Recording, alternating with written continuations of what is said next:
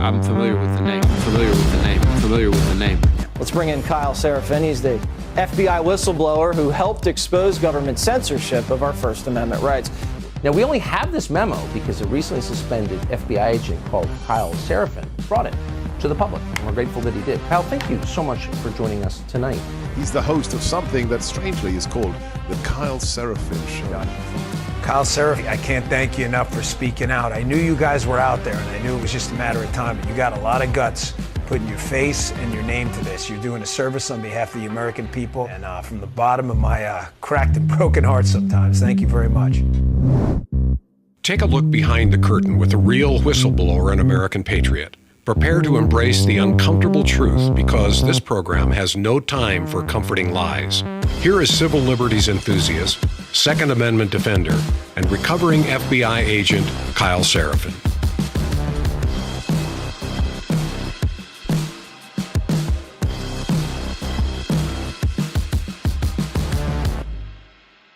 Well, hello, my friends, and welcome to the Kyle Serafin Show. It is Thursday. It is January the 16th, and we are live on rumble.com/Kyle Serafin, and you guys can join us over there if you are so inclined. If you are listening to the replay, thanks for listening. Make sure you've liked the video. Make sure you've liked the audio. Share it. Subscribe to the podcast if you can. Locals, we're over at KyleSerafin.com, and you can always share us on Spotify, where we're growing every day because there's video associated with the audio podcast. Very easy if you guys are a Spotify customer. And if you're not, share it with your friends who have that, because a lot of people do. Today, we're going to get into something kind of fun. I don't know that anybody else has been talking about this, but has anyone forgotten, or does anyone remember, that while we're talking about Pam Bondi and Kash Patel and Sean Duffy and several others that have gone out there in front of the various committees to get their hearings done so they can be confirmed into Trump's cabinet, you remember Matt Gaetz? Am I the only one who just sits here? I've got an analogy that I want you guys to chew on in just a little bit. It's the Minesweeper. I did it visually too. I made a really crappy meme because I'm not very good at these kind of things. We're going to get into that today. I think Democrats expended all their ordnance on the wrong person. And that may actually end up being sort of one of the brilliant steps. And I don't like saying it like that because I don't do 4G chess, but it does look planned. And even if it wasn't, the most amusing thing about it is that it was effective anyway. There's this idea that sometimes it's better to be lucky than good, but luck tends to favor those who are prepared. And so that may be what we just saw. Pretty fun. We're going to get long form and do a couple other things here. Before we do, we're going to get started off with a sponsor who keep the program running. Again, it's another moment where I can just be grateful and have a lot of gratitude that, one, people want to sponsor our podcast, two, that you want to come and listen to it. And the reason that the sponsors are here are because of people who listen to it like you. So thank you for being part of this program. You're integral to what we do here every single day. And you give me the opportunity to give my kids a hug just before I get started at work, which... how many people get to do that? Even in the middle of my workday, which is like 8:15 in the morning. Yeah, I get to go out and give my kids a hug and a kiss. So here we go. All right, the wellness company, it's twc.health/Kyle. Anish Kumar Jha, a former Biden administration official and the COVID-19 response coordinator, gave a chilling speech at the University of Michigan School of Public Health. He warned of a new age of pandemics fueled by bioweapons, developments of natural and unnatural threats, and he called for a massive investment in vaccines against pathogens that don't even exist yet, urged for a war on so-called misinformation. That's going to be a theme of today's podcast as well. The question we need to ask, who's working on these bioweapons and how many labs are they making them across the globe? Yes, Trump's got the win. Yes, we have people coming inbound that are going to hopefully help us out.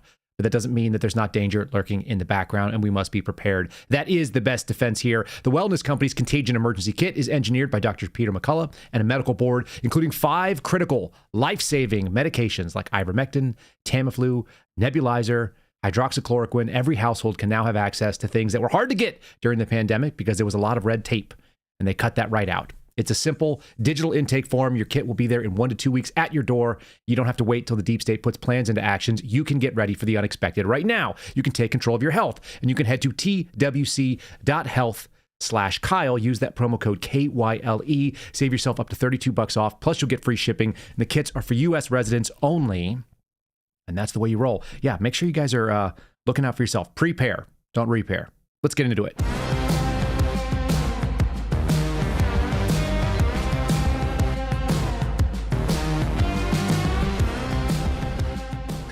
So the big news that the news agencies are all covering down on, I don't know if they get a memo every morning or if this is just the top story, but they're talking about a ceasefire deal in Israel. And that's not as interesting to me as sort of the meta coverage of, one, how it's being covered, two, the fact that Donald Trump has claimed credit for it. And so he's gone out on True Social and shared this broadly. And then three, news reporters are asking Joe Biden, hey, who should get credit in the history books?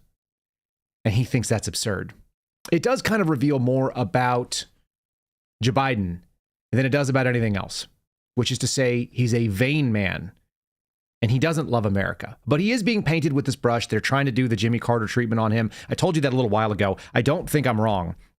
I think the attempt to whitewash a lot of what Jimmy Carter did in his presidency and his time afterwards is an attempt to try to cover up in real time the sort of corruption and obvious disgusting nature of the Joe Biden presidency. So that's where we want to go with this. Let's start right there. First of all, this is CNN coverage. What's in the Hamas-Israel ceasefire and the hostage release deal? It doesn't look like an awesome deal from my end, but what do I know? The other thing that it tells me, because this is a Qatari, I think, prime minister sitting here. I'll have to get another look and see who this guy is. He's on the screen right now that you guys are looking and going, what's this all about?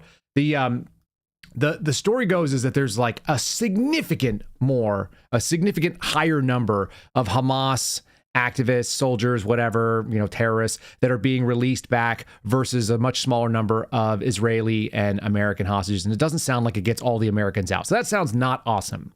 But it does tell me something.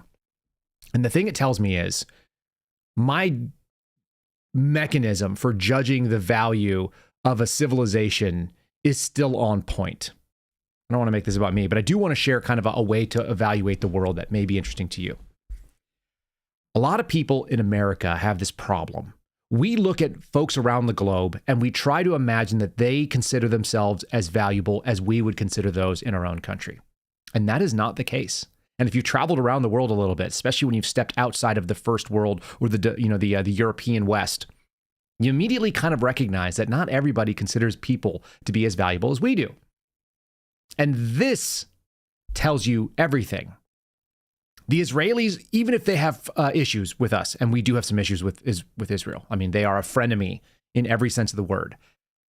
They are constantly, both working with the United States and working against us, and we're aware of it, and we also tolerate it. It's a very complex situation. If you've worked in the intel sphere, you know what I'm talking about. They are, stealing and at the same time also an ally. And it's a real weird balance to be in. And we tolerate it in a way that doesn't make sense to most people. It's a far more sophisticated problem than the very simple minds want to grasp. And I've seen some very simple minds out there on social media trying to just dress it up in something that it does not. But the Israelis do share our sense of value in human beings. And they are willing to trade 2 and 3 and 4 times as many enemy combatants to get their people home. And what that tells you is that their value for human life is on par with Americans. It always looks like we're losing these deals, that we're giving away far too many people. They're not one-to-one trades. These are not like Soviet-era spy trades where you give us one of our spies back and we give you one, and they handshake on the runway like a James Bond movie, and they both disappear into their respective planes and go away. It's never the case with these terrorist regimes. It's never the case with these sort of third world warlord types, because they don't value human life the way we do. So we're willing to throw a dozen of theirs for one of ours. I understand that we're all human beings, and I understand that from a Christian worldview, we should actually value human beings as equal. I'm just telling you that they don't. And you can see it. You can see that the way that they treat their own people. This is ubiquitous across the third world. They just don't think of human beings as being as valuable as we do. And so we make that mistake. It's an egocentric, it's a Western-centric, it is a flawed logic to assume that other people look at human beings as a one-to-one trade. Because they don't. It's worth knowing that, in any case. All right, so what's in the deal here? Let's just kind of run through what we've got here. Here's the, by the way, CNN is reporting that Israel strikes killed 77 Palestinians immediately after the ceasefire was declared. CNN is slanty on this thing. They're playing to an audience that obviously leans to the left and is pretty Palestinian sympathetic. But that may be the case. They said that there were 21 children and 25 women killed. Of course, who is CNN citing? Gaza's Civil Defense Force. So they're getting numbers from people who have a benefit in doing propaganda. Just saying. I just want to point that out there. All right, so what's in the deal and what's not in the deal? The Israeli military would begin withdrawing from the population centers during the first phase, but it would be able to remain in the Gaza-Egypt border, known as the Philadelphia Corridor. That's what the Israeli officials are announcing. By the way, this has not been approved on the Israeli side yet. They still have to have a meeting, and I think their parliament still has to approve it. So it's been proposed, and it's not sold yet. Again, I'm going to tell you why I think the meta coverage of this is more interesting than the actual deal. Again, a massive prisoner trade-off. They're going to be sending something like 1,000 Palestinian prisoners who were arrested on October the 8th or afterwards, but were not directly involved in the Hamas attack on Israel. And of the 33 hostages that Hamas is suspected to release, 9 of them are injured, gravely ill. Yeah.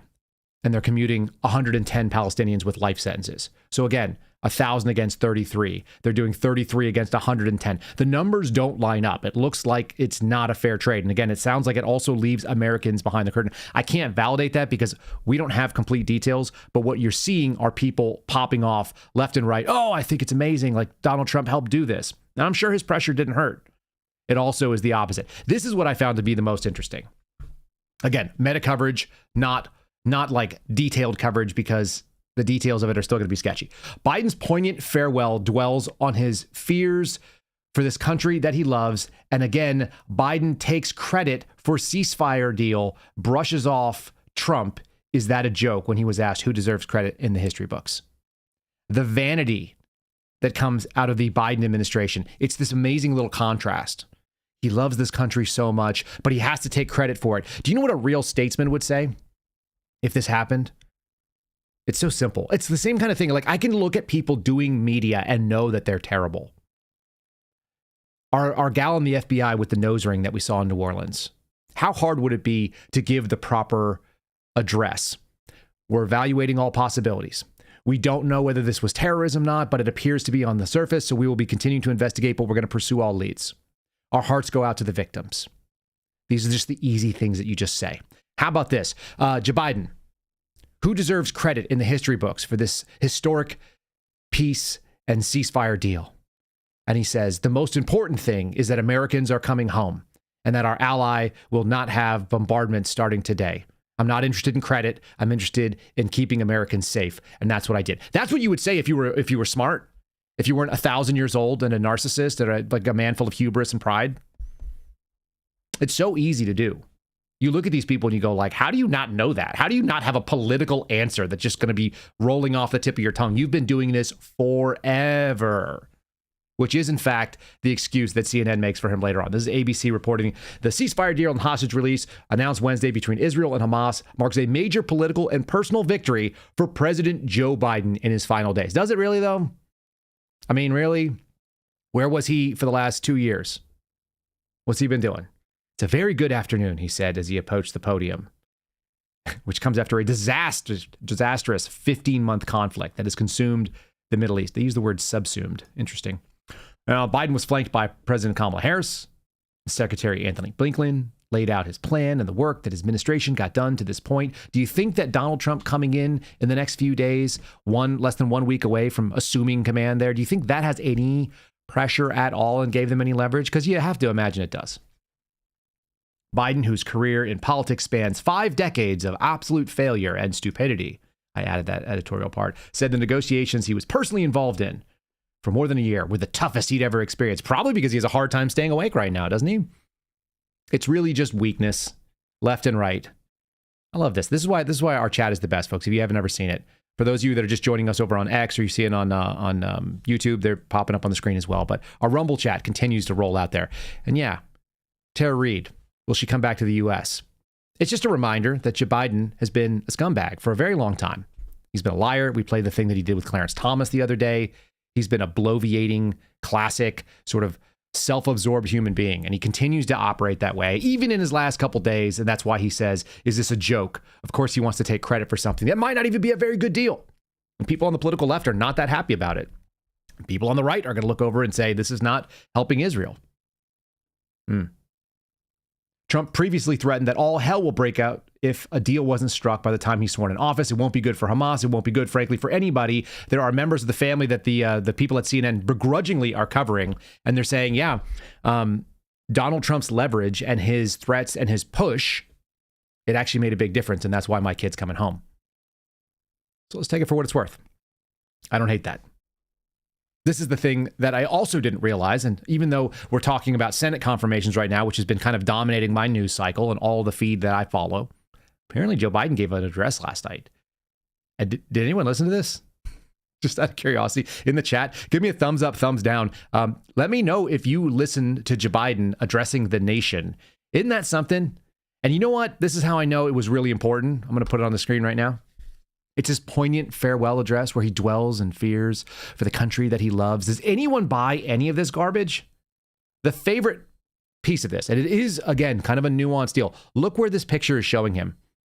They got a big shotgun mic, and it's positioned above him. He's sitting at a desk that I haven't seen him sit at very much. The desk is the Resolute desk. He's actually in the Oval Office for the first time. You can actually see the lighting that's set up in between. They don't even have it set properly. So this shot is catching some of the stage lighting that he's under. Why is he in the big boy desk today? Oh, maybe because he's not going to get a chance to do it again. Here, let's just put the chat up there because it is funny. Yes, nobody saw this speech. Nobody knew. Nobody knew the president was addressing the country. That's how ineffective he is. And the funny thing is they built that set. You guys remember how weird this entire presidency has been? They built like a little kid's desk for him to sit at. And he's been hanging out on a sound stage. So he's in the real Oval Office. He's probably confused as all get out. This is the best analysis. Again, this comes from my favorite over at CNN. This is Stephen Collinson on the subscriber-only section of CNN. No, I don't pay for it, but I do give it for you guys so you can get it. President Joe Biden said his presidency would be a bridge, and it was. Man, talk about having a real rough, hard-nosed analysis, huh? But he didn't build a promised new Democratic generation. Instead, he's the president who stayed too long. He was only in for one term, so how did he stay too long? Oh, because he's 1,000 years old and he won't get out of politics. Yeah.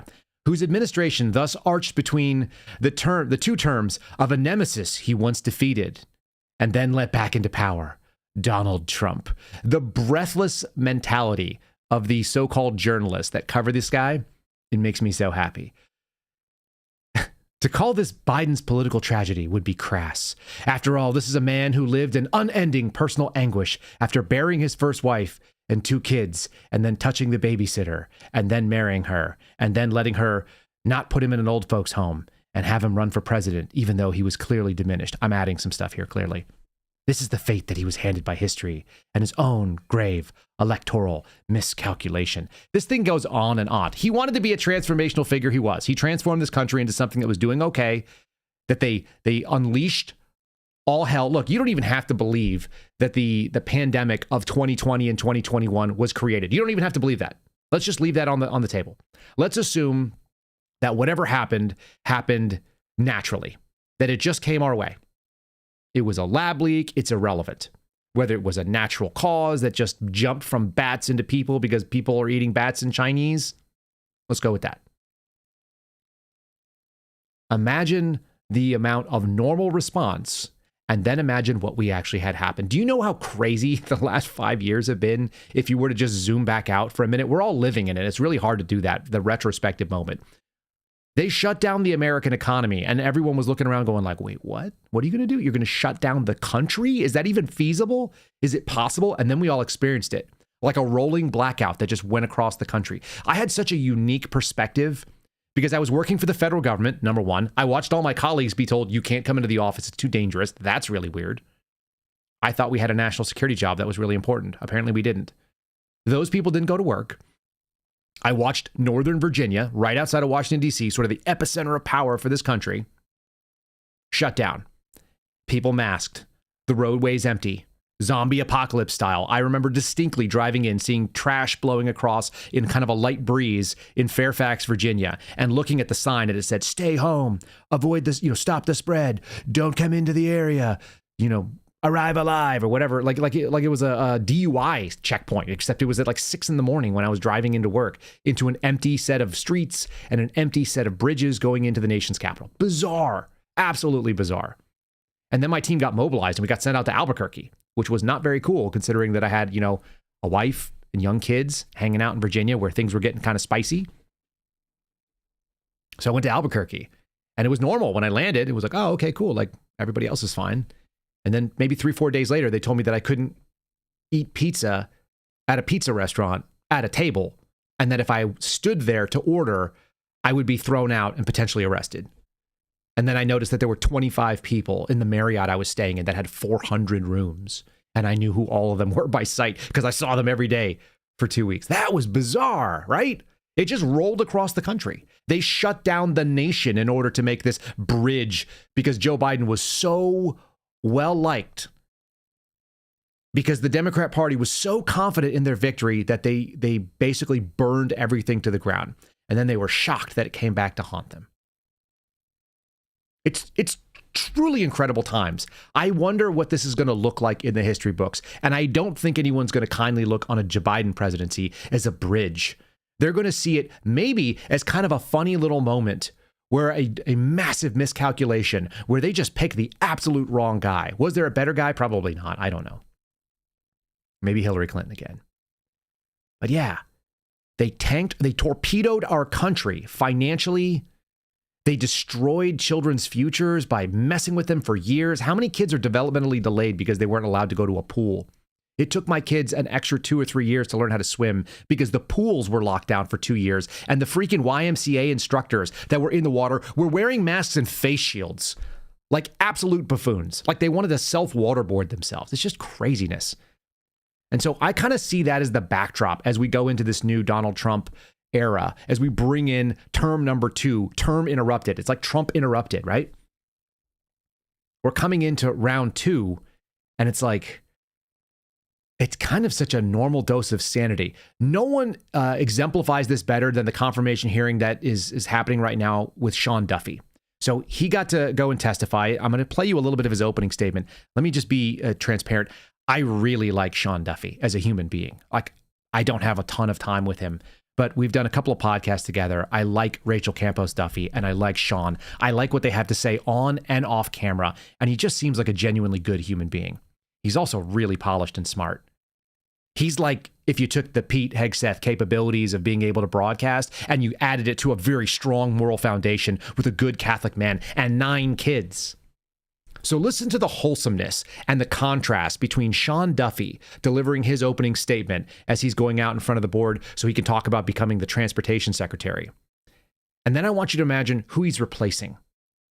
He's replacing Pete Buttigieg, who adopted 2 babies and created some sort of disgusting chest rig so that he could feed breast milk to a child as a man who's married to another man, basically in defiance of all things that have ever happened in human history. For every bit that Sean Duffy is smooth and clean and morally upright in the way that he delivers this, the contrast is the slimy, greasy, oily feeling of Pete Buttigieg, who took the same role and had no business being there. I have no idea what Sean Duffy knows about transportation. The fact of the matter is, being the secretary of any department, you don't have to be an expert in the department. That's why they hire experts. You can bring in experts on every single thing out there. You're like, I want to know about power stations. Who are our 5 experts that know the most about moving electricity across a grid and putting it into a power station? They could all march in. You can have them brief you and spin up. Hey, give me the top 10 points. You got 8 minutes. Go. And they'll tell you. That's what they do. And a lot of these experts are really, really polished and capable. The government actually employs some really smart people. They're not in charge of anything. So if you put good managers that understand that I can ingest information and I'm going to go and put it out into good policy, then go do your thing. The funny thing is, imagine a CEO. Do they have to know how every single product works? Are they the engineer that designs things? No. They have to give vision. They have to give values. They have to give mission. And they allow these people to go out there and do their job. It's the reason you don't have to know about everything. It's the reason that I got really mad in the 2016 election that people tried to just like get rid of Gary Johnson from the conversation because he didn't know where Aleppo was in one moment in one interview. And they were like, destroyed.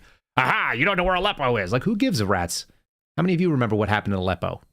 Like, does Syria really matter to American politics? Is that a disqualifier for being the president of the United States? I don't think so. Call me crazy. All right. Without further ado, a really nice welcome change in the Department of Transportation. This is your candidate here. Pothole Pete. This is in contrast to Pothole Pete. Chairman Cruz, Ranking Member Cantwell, members of the committee, it is a privilege to be before all of you today. I'm grateful for Senator Johnson and Senator Baldwin for the very kind introduction. They come from the great state, or I know you guys all want to object, the greatest state in the country, Wisconsin, so I appreciate that, Senator. And I also appreciate your friendship and bipartisanship as well. It's an honor to be before this committee today, and I'm humbled by the fact that President Trump would have nominated me to this very important position. If confirmed, it'll be a privilege of a lifetime to serve the American people as the Secretary of Transportation.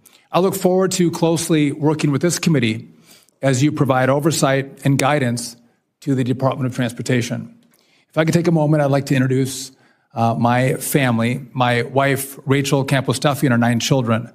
Rachel and I met on a reality TV show, kind of unique. Not most people have that. We've been married for 25 years. Rachel is the love of my life. She's my best friend, and she is a wonderful, incredible mother to our 9 children. 8 of them are here today with us. If I could introduce them to the committee, my oldest is Evita. She's right here. Her husband, Michael. My daughter, Lucia Belen. John Paul. Paloma. Maria Victoria. She also goes by Mud, her choice. Margarita, Patrick, and Valentina. Now, my youngest is Valentina. She was born with Down syndrome, and she no doubt is our family's favorite. She was hugging Senator Baldwin on the way in, showing great bipartisan love. Hopefully she'll be behaved for the hearing today. My oldest son, Jack, and his wife, Kaylin, couldn't be here today. They just had a baby, Lourdes. They also are residents of Southern California. They've had to evacuate their home. And I know that the committee and America's hearts go out to all the families being impacted by the fires. That was like 2 minutes of his speech. You usually get 5 minutes to open up. It's all about his family. Isn't that what Americans used to do? They didn't go and like claim credit, and they didn't go out there and talk about how the thing they did was the most important. Everything about that man, including the fact that he has the same haircut that I do, which maybe that's what I like so much about Sean. He's fixated on his family. This is the reason why you would get into a political job in the first place. Isn't it? Like, what else would call you in to do this other than knowing that you have young children? You're a little bit older. He's obviously got a young child there, Valentina, his beautiful daughter, the youngest, who's sitting there in the bottom corner, sitting on Rachel's lap and just like looking around, trying to figure out what's happening. We can all kind of empathize with that. Like, all this man is doing is talking about his babies. That's what I want to see from our public figures. I don't need braggadocious. I need people that understand what you're in it for. It's just such a welcome change to me. And really important too, especially for those of us that are in our 40s and having children, and you're raising children, and you see like the concern about Down syndrome, which is amazing, right? How many on the political left would say that baby should be aborted? Because they would. And he just said, this child is like our favorite and brings so much happiness to our family and brings so much bipartisan love and happiness and is willing to give anybody a hug. So I wasn't really planning on running down that road, but I saved this clip. I've had this clip in my hopper for months, and I want to play it because it moves me, and it occurs to me that this is a really important conversation. It's the difference between values of people that understand the same way that Americans really should, and we used to agree on, and the sort of values that the political left has been pushing. They want to say that people in Gaza are the same value. They want to say that they're just as important, and they don't treat themselves that way. Meanwhile, they want to say that Americans and people, the babies that we're having, are not valuable. And that incongruous sort of position is why I can't take them seriously. Because the young man you're about to hear from, who's given this speech, he would be aborted because of the policies of Joe Biden and Nancy Pelosi and the strong Democrat supporters that say that women should have a choice. They want to get rid of babies. They want to get rid of guys like this. So I've been holding on to this for quite a while. I think this is one of the most uplifting things that you'll hear. It goes on a little bit long, so bear with me. It's a little bit hard to listen to, but this young man is obviously has Down syndrome and is speaking. And he does a better job of delivering a speech than Joe Biden does. And it actually means something. So I saved it for this. This is the moment when it had to come out, and I had no idea it was coming out, but here you go. People say prenatal screens will identify Down syndrome in the womb, and those pregnancies will just be terminated. It's hard for me to sit here and say those words. I completely understand that the people pushing this particular final solution are saying that people like me should not exist. To those who question the value of people with Down syndrome, I would make 3 points. First, we are a medical gift to society, a blueprint for medical research into cancer, Alzheimer's, and immune system disorders. Second, we are an unusually powerful source of happiness. A Harvard-based study has discovered that people with Down syndrome, as well as their parents and siblings, are happier than society at large. Surely happiness is worth something. Finally, we are the canary in the eugenics coal mine. We are giving the world a chance to think about the ethics of choosing which humans get a chance at life. Yep. That's it. That's the piece. There's probably more to it. I'm going to post this over on Locals as well for you guys, because I think it's really important. This is the fundamental difference. For most of the time that America has been a country, nobody would debate whether that was a human being worthy of living. We've had a fundamental change the last 20, 25 years. And that's the big piece of it. And so if you're going to go ahead and say that some human beings are not worthy of life, is it shocking that they'd come for other civil liberties, that they would push other things on you, that they would say that your freedom of speech, your freedom of religion, your freedom of association, your ability to have a free press, that you should be punished for your ideas? Like, of course, because the ideas that are being propagated by the mainstream orthodoxy and the main culture is terrible. It's bad. I think Sean Stuffy stands in front of all that and he pushes back against it. I got another little example here. It's a little bit self-serving, but I'm going to play it anyway. Josh Hawley had a chance to question a cabinet pick, Pam Bondi. One of the most interesting things, and obviously it's the title of today's show, they went after Pam Bondi by trying to attack Kash Patel.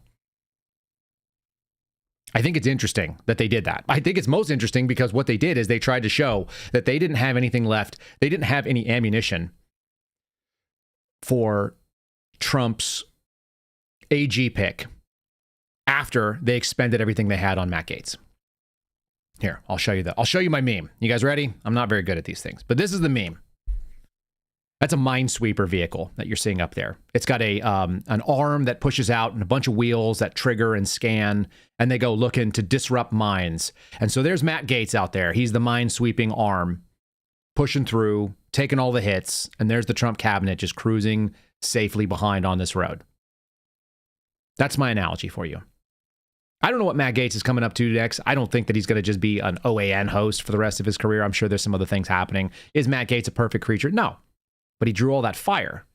So whether it was intended and then he withdrew, or whether he was floated out there and they realized that this was his job, is that he was going to be the bullet magnet and just catch everything, he took it. And now you've got people like Pam Bondi just cruising through. It's pretty fun. We've watched all kinds of absurdly stupid things, and they were basically mostly aimed at Kash Patel. They aimed them at Kash because they didn't have anything left in their hopper. This lady sat there and fielded questions that somebody else was supposed to be. They were trying to hold her accountable for someone else's words. There is nothing funnier. This is a classic Democrat move at this point. They did the same thing to Marcus Allen. Remember? They're like, there's a Twitter account, Marcus Allen 675-675-555. And he was like, that's not me.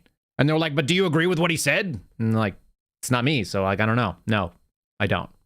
And so Pam just told them, yeah, Kash Patel had some things to say. I look forward to hearing what his answers are to you when you ask him, because he's him and I'm not. And they went like, burp. They just got bodied on this stuff over and over again because they were poorly prepared. And I think it was because they tried to attack everybody. And Trump basically gave them enough inflammatory people that they weren't able to go after anybody. Some of these folks are just sailing through. Some of them are not. I'm going to play you Pete Hegseth. This is a piece from his opening statement, which is worth seeing. Okay, here's a little taste of what he had to say. And it's like, this shouldn't even be debatable in an America that doesn't have people that hate the country. Again, if they're going to hate some babies, if they're going to hate some Americans before they're even born, it's actually not shocking to me that they would hate what a man says when he says that Americans, military, the greatest military that's probably ever existed, should serve the people and protect the Constitution the way that it has for the last couple hundred years. All right, here's Hegseth's opening statement. This is from the other day, but it's worth holding on to. The Department of Defense under Donald Trump will achieve peace through strength. And in pursuing these America First national security goals will remain patriotically apolitical and stridently constitutional. Unlike the current administration, politics should play no part in military matters. We are not Republicans. We are not Democrats. We are American warriors. Our standards will be high and they will be equal, not equitable.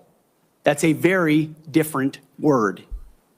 We need to make sure every warrior is fully qualified on their assigned weapon system, every pilot's fully qualified and current on the aircraft they are flying, and every general or flag officer is selected for leadership or promotion purely based on performance, readiness, and merit.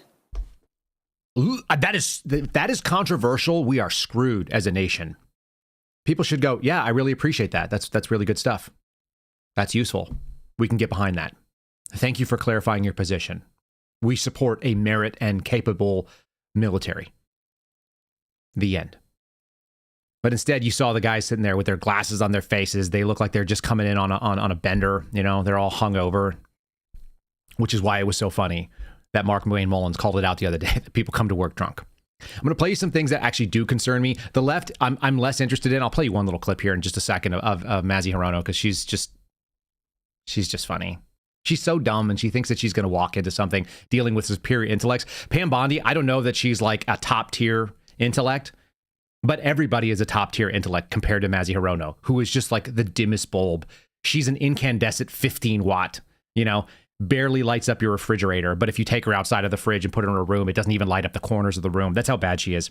Before we do, let's since we're talking about kids, it's making me think about my kids who do not like to eat meat for some reason. But what they do like to do is they'll eat Mad Hat jerky. They really will. This is not like a joke. This is an actual fact. Matt Hat jerky. I don't know why it has two T's. It's Matt with two T's, Hat with one T. Apparently I got a little heavy with the T on that one. Jerky.com/Kyle. MattHatJerky.com/Kyle. The way you think it should be spelled, not how it's on the screen. And you can check them out. They make a great product. It's a USDA prime cut beef. If you buy it the way that I do, I get the 12-ounce bags, and it sometimes is the only protein that I can get my 3-year-old son to eat, because he's a crazy little boy that runs around and just refuses things. He'll eat steak. He won't eat chicken. He calls chicken steak. He calls everything beef. Like, he doesn't know what it is. He knows that he eats Mad Hat jerky, and so do we. So if you guys want to get that, especially if you're on like a keto or a carnivore-focused diet, you can get things that are keto and carnivore-friendly. It's just meat Couple good little seasonings on there, high quality taste. I get the roasted garlic, and I also like getting the black truffle. Both of those are good. I don't know what black truffle is. I'm not even sure it's a real thing, but if you guys want to check it out, it tastes very good. Whatever it is whatever they're calling it. Again, madhatjerky.com/Kyle. Let's do a Mazzy Hirono clip, kind of lighten up the mood here. She just gets bodied. Bodied is like my favorite term. I don't know why I like it, but I like the way it sounds. One woman, younger, prettier, smarter, just thrashes this like Hawaiian clown show. She's 77 years old. She does not need to be there. She's too old. She's too dumb. And she also exposed that she didn't show up. I mean, then Pam just hits her right between the eyes with, you didn't even show up to talk to me beforehand. So how are you going to operate in good faith? Winning. Here we go. That you as Attorney General should investigate one of his perceived political enemies. Would you do so? Senator Hirono, I wish you had met with me. Had you met with me, we could have discussed many things and gotten to know. I am You could listening have to you gotten to now. know me. Could you respond to the question? Yeah, you were the only one who refused to meet with me, Senator. But what we would have discussed is that it is the job of the Attorney General to I'm very follow happy to the listen to law. your responses under oath, Ms. Bondi. So I think it's really important to us that the Attorney General be independent of the White House. And you have a president-elect who considers the AG's office his law firm.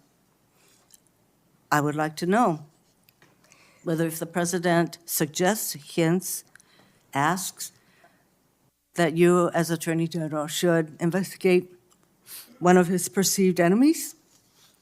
Senator, you I do? certainly have not heard the president say that.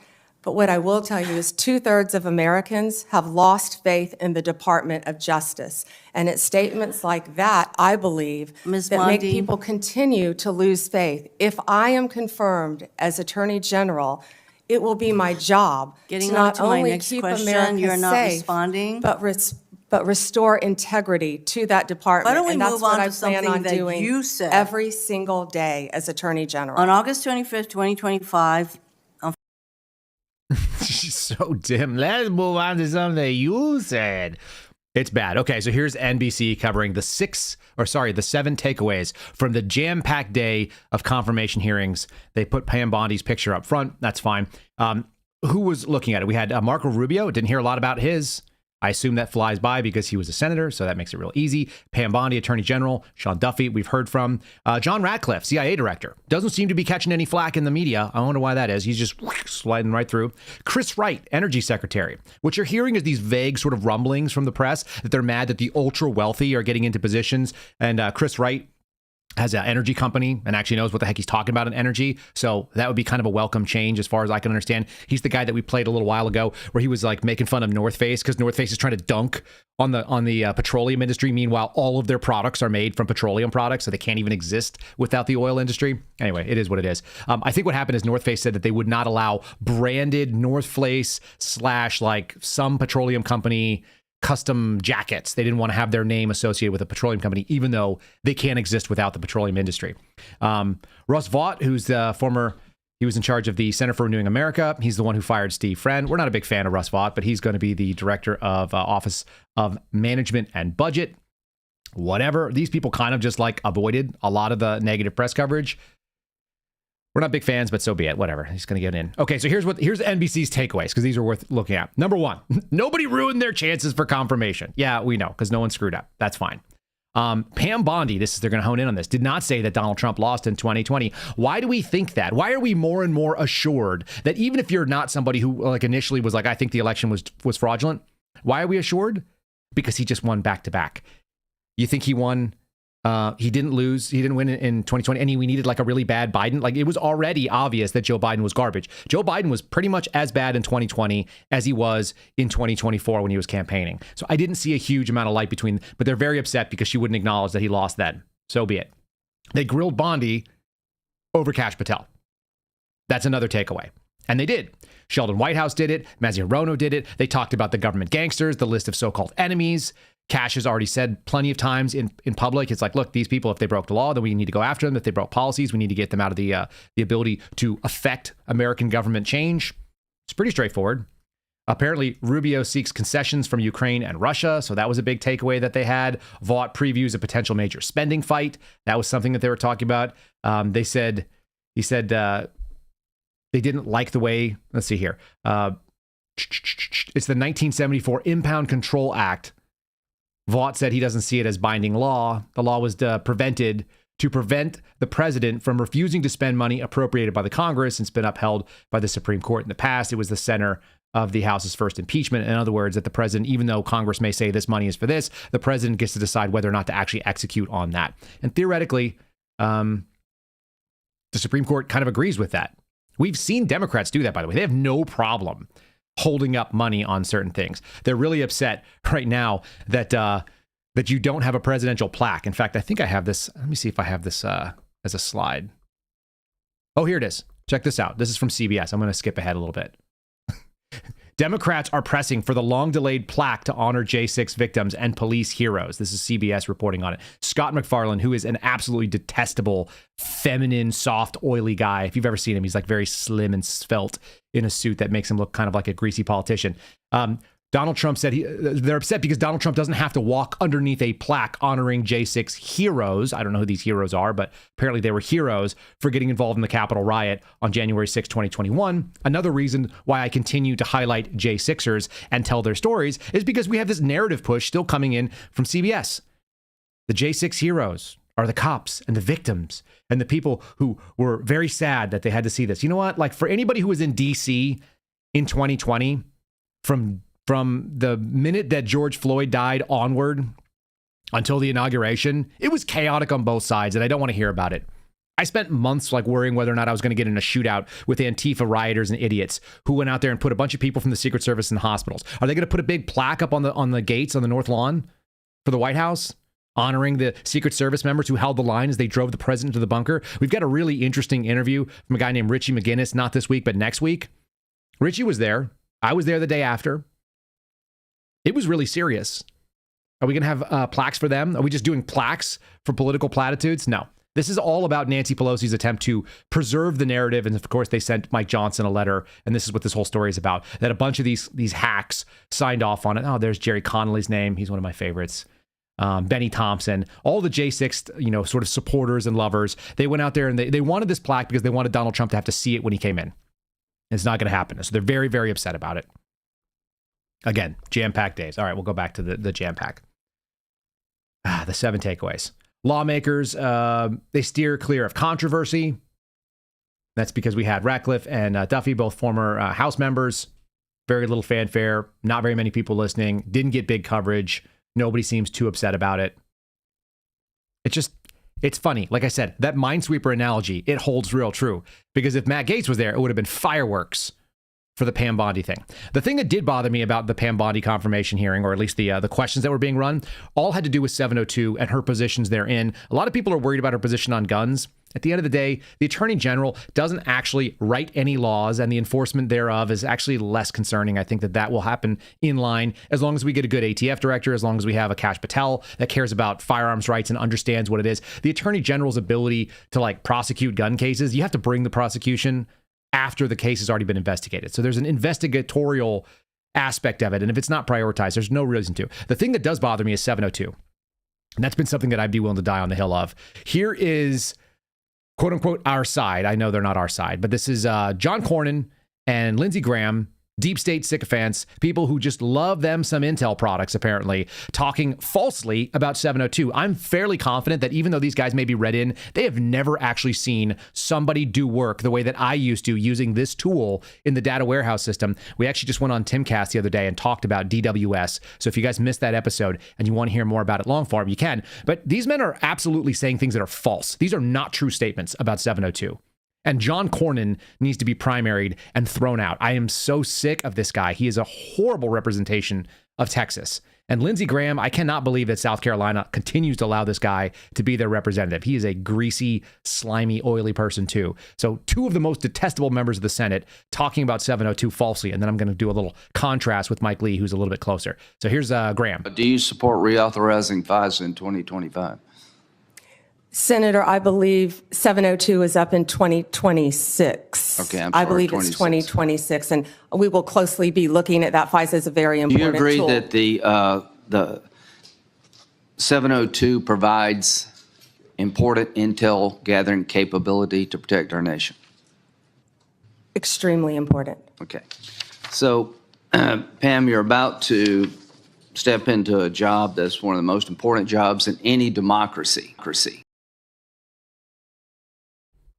Yeah, it's super important. It's super important to have 702. How in the world did we get through without having it for as long as we did? You know that we won the Cold War basically without having FISA at all. And the only reason that they did is so they could have national security tools applied and have basically a secret hearings that would hide. It was initially foreign intelligence. It was supposed to be focused on something that had nothing to do with terrorism, that had nothing to do with external threats that were non-nation state actors. And 702 is only supposed to handle people that are outside the United States that are non-USPers. The fact that it is used for anything else is a violation, it's an abomination of our Constitution and our Bill of Rights. I emphatically say that. Here's John Cornyn. Again, I don't know what these guys have in it. Maybe they're buddies with the lobbyists that do all the actual contract work that gathers this data. It's gnarly. It is gnarly, gross stuff listening to these old, disgusting men that either don't know or they must be so compromised that they cannot stand the idea of having it exposed. I just don't know what would make you look at it, understand what the tool is, and go, okay, this is totally fine, because it is not fine. Thankfully, we have Mike Lee to kind of contrast this in a second here. We're going to talk about abuses. We've already shown that the people using these tools cannot be trusted with it. That should be where you start and end.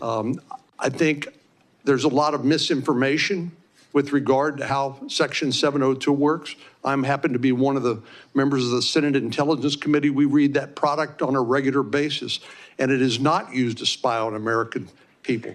I think what's fundamentally missing is a lack of trust in the intelligence community, including the FBI, which I'm hoping you and Mr. Patel can restore.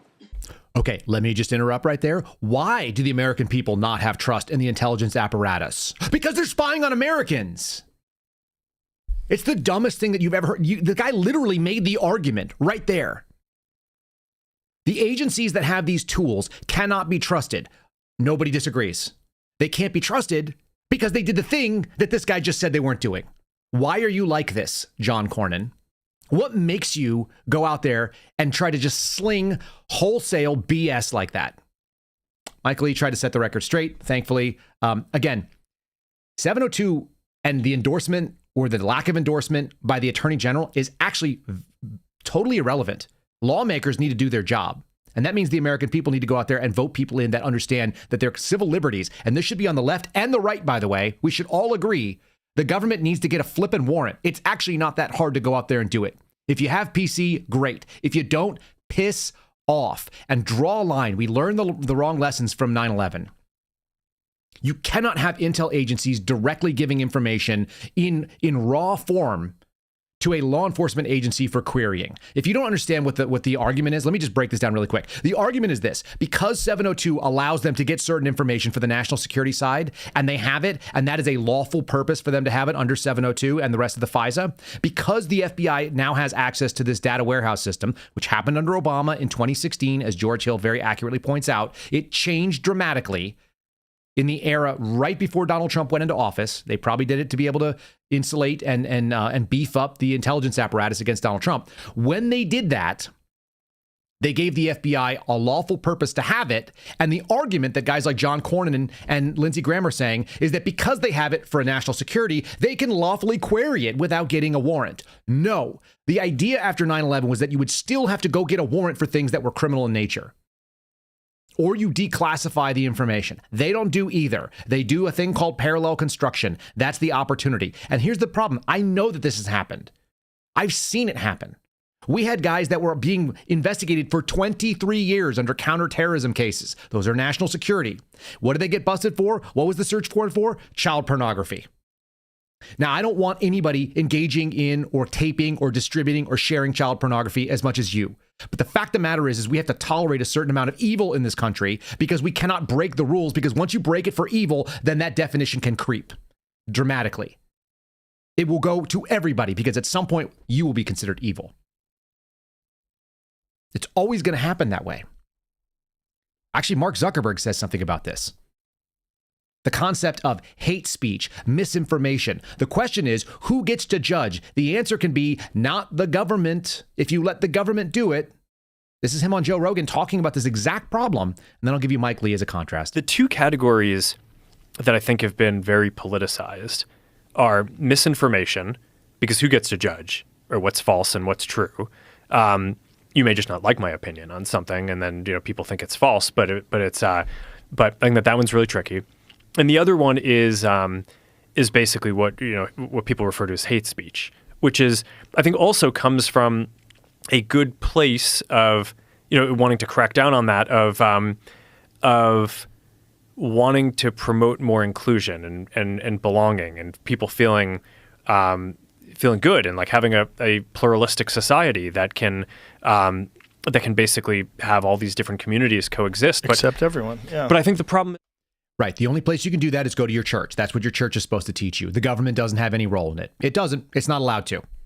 I'm going to just get ahead of myself one more time here. How about this? The reason why we know they cannot be trusted with this stuff is because they already did this. I may have a little bit to do with this. I don't know why Josh Hawley doesn't want to say my name. Say his name. Guys, go out there and hammer him with this stuff.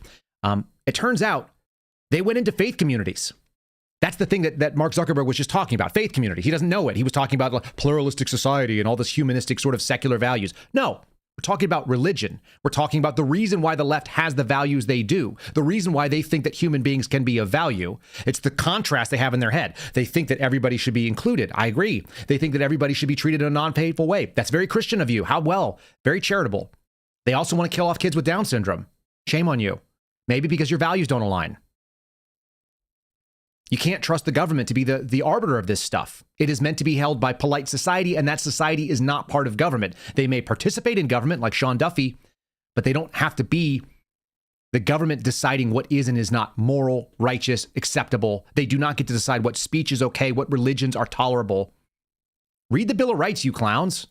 This is really straightforward stuff, and you're just stepping on it. Again, Mike Lee will make the final argument. Let's do Josh Hawley first, because this is the reason why we don't trust them. You put an end to that kind of deliberate intimidation of the good American citizens on the basis of their religious beliefs. Yes, Senator. I'm glad to hear you say that because we need it.